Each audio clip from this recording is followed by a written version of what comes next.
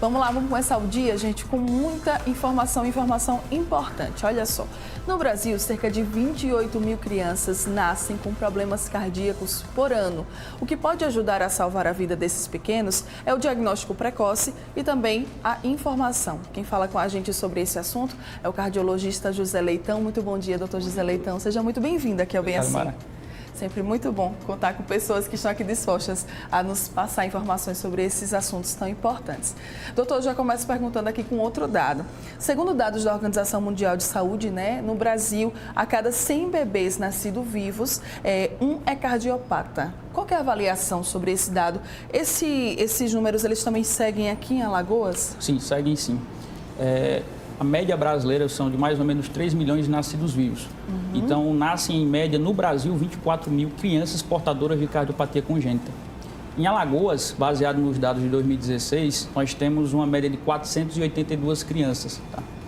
Dessas 482 crianças, pelo menos 370 em média nascem com cardiopatia congênita. Por que que o diagnóstico precoce é importante? Em torno de 80% dessas 482 crianças irão necessitam de um diagnóstico precoce. Por quê? Porque metade dessas crianças podem vir a óbito no primeiro ano de vida. A cardiopatia congênita corresponde no mundo à segunda maior causa de mortalidade nessa faixa etária, perdendo apenas para as crianças que nascem com prematuridade. Tá? Muito triste. Então, o diagnóstico precoce é de fundamental importância, não só para o diagnóstico em si, mas para o acompanhamento a longo prazo e definir qual será a conduta com esse paciente. E o que vai ajudar nesse diagnóstico precoce é o pré-natal? Com certeza. O coraçãozinho ele começa a se formar mais ou menos no 16º dia de vida, tá? Do feto. O coração estará mais ou menos completo, todo formadozinho na 18ª semana.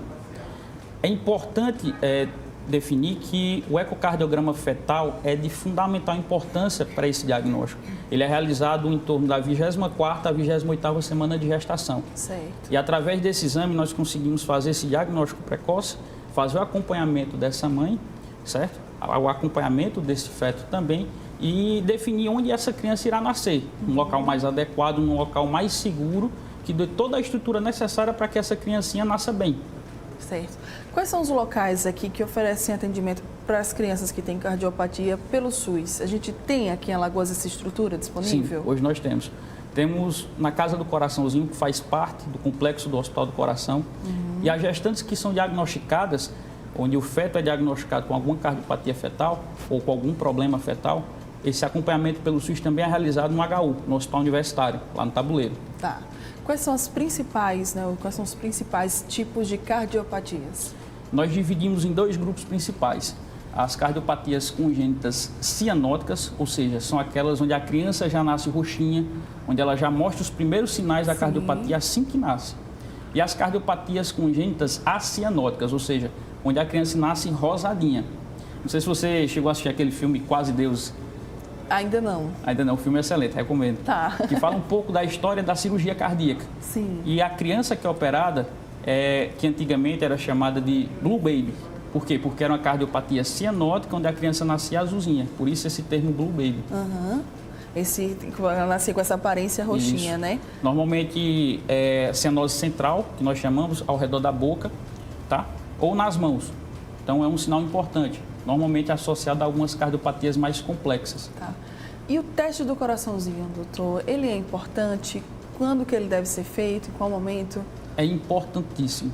Ele deve ser realizado nas primeiras 24, 48 horas, onde a gente, através de um aparelho simples, que é o oxímetro, todo hospital tem, de preferência no membro superior direito, a gente mede a oximetria no membro superior direito e compara essa oximetria com os membros inferiores, com os pés. Se existir uma diferença acima de 3%, ou se tiver uma saturação abaixo de 95%, nós precisamos repetir esse exame para saber se esse exame é real ou não. E se ele se mantém alterado, encaminhar o mais rápido possível para algum centro, que a gente já falou. Também outro centro importante é a Santa Mônica para essas crianças. Sim. Para fazer todo esse acompanhamento. E nossa equipe é acionada, a equipe da Casa do Coraçãozinho, do Hospital Coração, para a gente fazer todo esse acompanhamento pelo SUS. É possível que se descubra alguma cardiopatia dias ou até mesmo anos depois do nascimento da criança ou não? O que se tem de ser descoberto vai ser descoberto logo assim que ela nascer? Na grande maioria dos casos, quando esse pré-natal é feito de forma adequada, o diagnóstico é feito de forma precoce. Mas não é incomum encontrar pacientes ainda com esse diagnóstico tardio. Por exemplo, eu acompanho uma paciente com cardiopatia complexa, que é uma transposição, com 26 anos.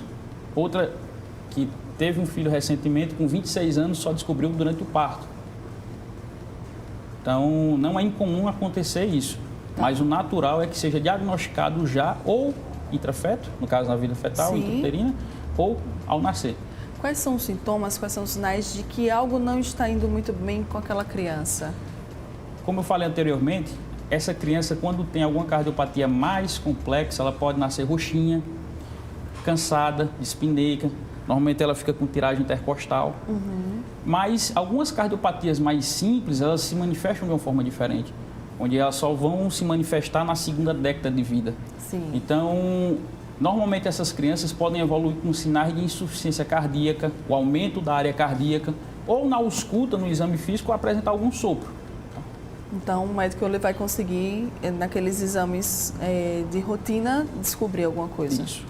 Certo. Outra dúvida também que eu tinha anotado aqui é, doutor, assim que os pais ou responsáveis notarem que tem algo de estranho com a criança, questão, enfim, da insuficiência cardíaca, deve se dirigir a um posto especializado? É importante um local especializado? É importante. Na suspeita de alguma cardiopatia congênita, procurar sempre um cardiopediatra. Tá. Hoje, graças a Deus, aqui no estado, nós temos pelo menos uns 6 a 7 cardiopediatras altamente preparados, uma equipe muito boa, que pode fazer esse acompanhamento sem problema nenhum. Tem causas ou fatores de risco que deem alguma, como é que a gente poderia falar, que expliquem o surgimento das cardiopatias ou não? Sim, sim. Primeiro, a gente tem que saber o significado do que é cardiopatia congênita. São defeitos no coração que se desenvolvem durante a formação desse coraçãozinho. Sim. Tá? Existem alguns fatores que podem ser, que podemos, no caso, evitar. Quais são? Diabetes gestacional é um fator de risco. Infecções como toxoplasmose, citomegalovírus, rubéola, estão altamente relacionados, é um fator de risco importante para o desenvolvimento de cardiopatia congênita. Mulheres acima de 35 anos precisam de um acompanhamento adequado, porque a idade é um fator de risco independente, certo? Mas, basicamente, além disso, algumas medicações que são teratogênicas. O que é que significa esse termo? Medicações que causam alterações no feto, tá? Então, algumas medicações são proibidas durante a gestação e podem causar malformações, inclusive no coração. Então, mamães precisam também ter muito cuidado, né? Para que tudo saia bem com os seus babies. Tratamento. Como é que é feito o tratamento, doutor? Existem 4 formas principais, tá? O tratamento onde a gente faz apenas o acompanhamento clínico, onde não há indicação de fazer correção cirúrgica, a criança pode viver tranquilamente com aquele probleminha no coração. Existe uma forma que é o tratamento paliativo, como o próprio nome já diz, é uma paliação. Nós não conseguimos realizar a correção total, então nós fazemos várias cirurgias para que esse paciente consiga sobreviver e ter alguma qualidade de vida. Existe o tratamento definitivo, que é a correção total, onde conseguimos corrigir toda aquela malformação, e o tratamento paliativo como ponte para um tratamento definitivo. Como assim?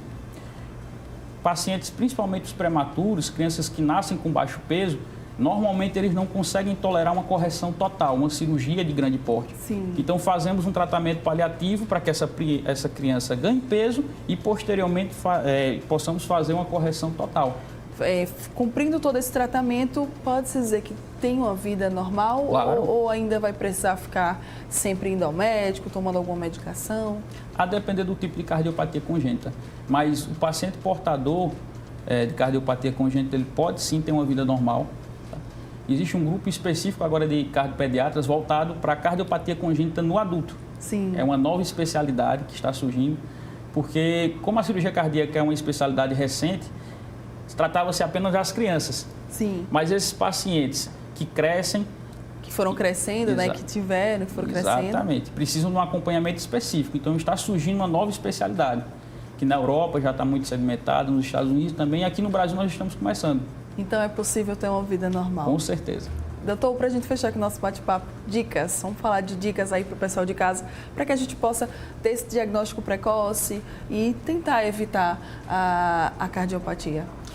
Primeiro, definir um grupo de risco. Se você tem acima de 35 anos, se você tem diabetes gestacional ou diabetes prévia, pacientes que têm uma história de aborto recorrente, pacientes com portadores de síndrome, todos esses pacientes eles precisam de um acompanhamento especial. Além disso, realizar o ecocardiograma fetal é de suma importância, entre a 20ª e a 24ª e a 28ª semana de gestação. O diagnóstico precoce melhora muito a mortalidade. Por quê? Porque conseguimos definir onde essa criança irá nascer, num local adequado, onde possa receber e muitas vezes até intervir no momento do nascimento. Tá? Isso é, além de tudo, um exame simples, o teste do coraçãozinho. Como eu mostrei, é um exame simples que pode ser realizado por um enfermeiro, por um médico, não precisa ser pediatra. Sim. E pode ser realizado em qualquer hospital, inclusive é lei federal. É obrigado, a criança antes da alta, ela tem que realizar o teste do coraçãozinho. Então, gente, isso mesmo, não deixem de fazer, já que é lei, vamos cumprir. E além do mais, né, o mais importante é que é super essencial para as crianças. É isso, doutor. Doutor, quem tiver mais alguma dúvida aqui, quem estiver assistindo, que ficou com mais alguma dúvida, ou até mesmo tem algum caso e queira buscar tratamento, como é que eles podem fazer? No Hospital do Coração, hoje nós fazemos esse atendimento, tanto para os pacientes do SUS quanto os pacientes convênio. É só ligar para o número 21 23 3456, que a ligação será transferida para o setor e nós iremos receber com o maior carinho, dando toda a orientação necessária e todo o suporte necessário para essas mães. Tá? Muito bem. Então fica aí, gente, essa dica para você, Hospital do Coração, tá? Caso você aí esteja precisando de ajuda com o seu pequeno, caso, enfim, você esteja procurando um tratamento mais especializado. Doutor, muito obrigada pela sua presença aqui. Eu que agradeço. Muito bom mesmo, tá? Bom dia. Bom dia. Você que está aqui ó, ligadinho com a gente, não vai sair daí, tá? Ainda tem muita coisa boa para rolar aqui no programa. Daqui a pouco eu tô de volta.